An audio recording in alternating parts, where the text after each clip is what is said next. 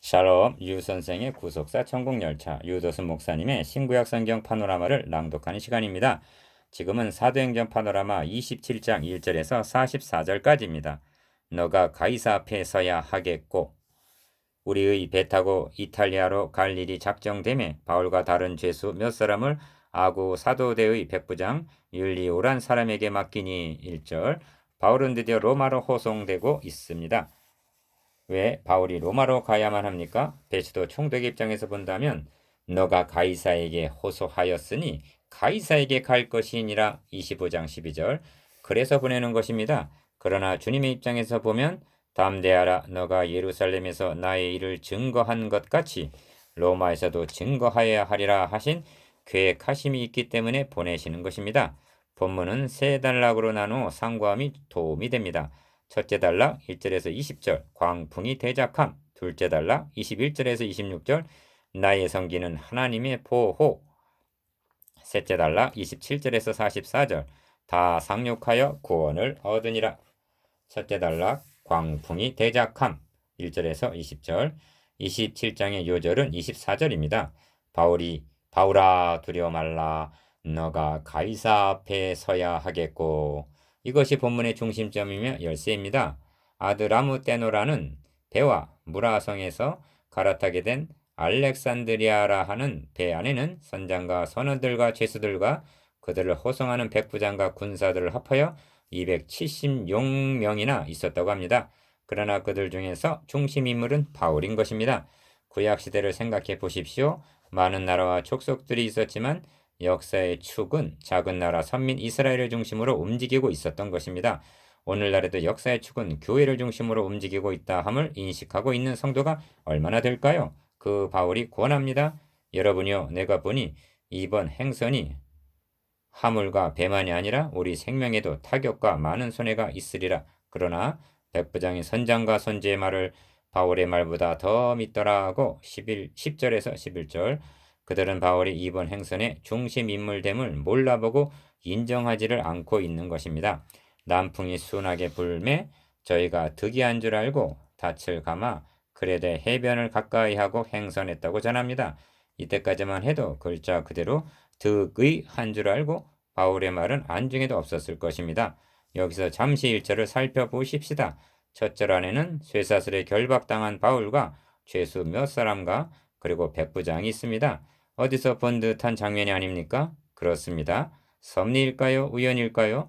주님께서 두 죄수의 사이에 끼어 백부장의 지위에 의하여 고난을 당하셨듯이 바울도 주님과 같은 경우가 되어 몸소 가신 그 길을 그대로 따르고 있음을 대하게 될 때에 어찌 우연이라 말할 수가 있겠습니까? 득이한 줄 알았던 그들에게 얼마 못되어 섬 가운데로서 유라글로라는 광풍이 대작했다고 전합니다.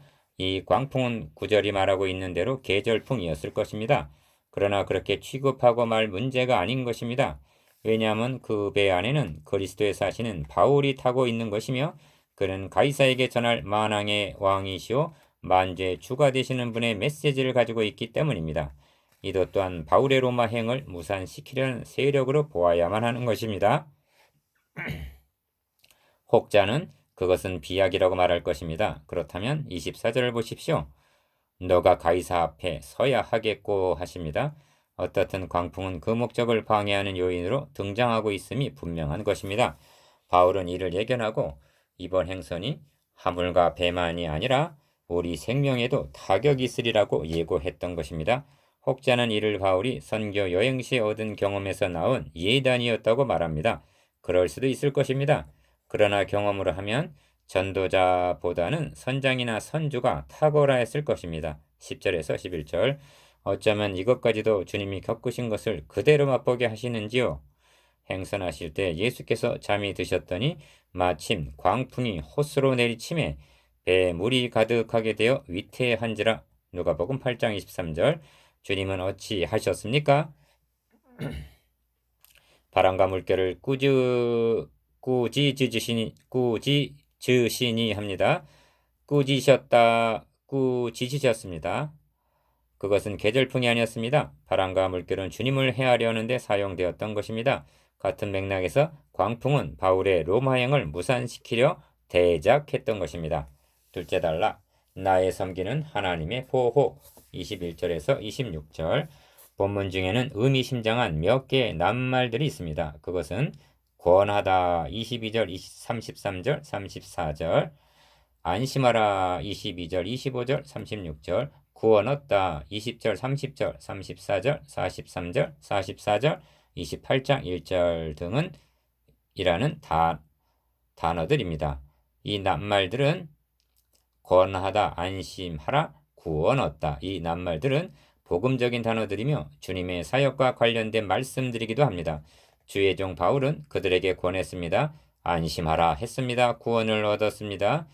여러 날 동안 해와 별이 보이지 아니하고 큰 풍랑이 그대로 있음에 구원의 여망이 다 없어졌더라. 20절. 이런 절망적인 상황, 즉 인간이 할 수 있는 일은 다 해본 절망적인 상황에 직면했을 때 비로소 바울이 가운데 서서 말하되 하고 21절. 바울이 배 안에 있는 모든 사람의 중심 인물로 부각이 되고 있습니다. 여러분이요 내 말을 듣고 글에 대해서 떠나지 아니하여 이 타격과 손상을 면하였다면 좋을 뻔하였느니라고 말합니다. 이는 그들을 원망하거나 책망하기 위한 과거 지향적인 말이 아닙니다. 그것은 미련한 자나 그렇게 하는 것입니다. 바울에게는 어떤 상황에서도 그 뜻대로 부르심을 입은 자들에게는 모든 것이 합력하여 선을 이루심을 믿는 믿음의 사람인 것입니다. 그것은 이제부터 내가 하는 말을 믿고 따르라는 묵시적인 메시지였던 것입니다. 그러므로 바울은 계속해서 내가 너희를 권하노니 이제는 안심하라. 너희 중 생명에는 아무 손상이 없겠고 오직 배뿐이리라고 22절 절망 중에 있는 그들에게 소망의 메시지를 전합니다. 이 말도 경험에 의해서 한 말이겠습니까? 아닙니다. 나의 속한 바 곧 나의 섬기는 하나님의 사자가 어젯밤에 내 곁에 서서 말하되 바울아 두려워 말라 너가 가이사 앞에 서야 하겠고 또 하나님께서 너와 함께 행선하는 자를 다 너에게 주셨다 하였으니 그러므로 여러분이여 안심하라 나는 네게 말씀하신 그대로 되리라고 하나님을 믿노라 합니다. 23절에서 25절. 이는 가이사에게 재판을 받으러 가는 한 죄수의 말이 결코 아닙니다. 유사 이래로 죄수가 이렇게 말하는 것을 들은 적이 없는 것입니다. 그렇습니다. 이는 로마 황제에게 전할 복음을 가지고 가는 그리스도의 사신만이 할 수 있는 권위 있는 권면이었던 것입니다. 바울의 논리를 보십시오. 바울이 전하는 말은 더 이상 사람의 말이 아닌 것입니다. 그것은 내게 바울에게 말씀하신 즉 하나님의 말씀을 대언하고 있다는 논리입니다. 그러므로 배 안에 있는 자들 곧 선장과 선조와 백부장 등은 바울을 믿는 것이 아니라 내게 말씀하신 그대로 되리라고 하나님을 믿노라 한 25절 하나님을 믿고 있는 셈입니다. 하나님께서 너와 함께 행선하는 자를 다 너에게 주셨다. 하나님께서는 바울을 보호해 주셨습니다.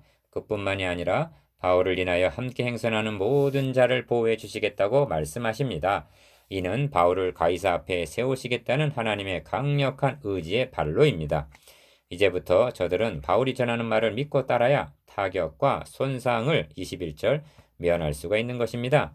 육신의 생명뿐만이 아니라 영혼의 생명까지도 말입니다.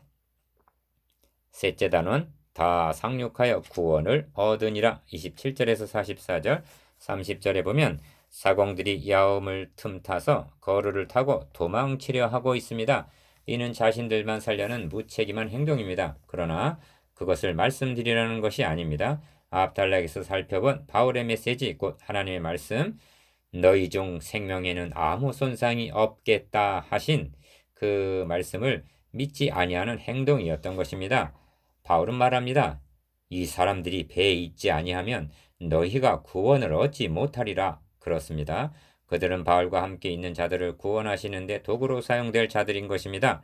이 점에서 우리는 바울의 믿음뿐만 아니라 상황을 판단하는 예민한 분별력을 보게 되는 것입니다.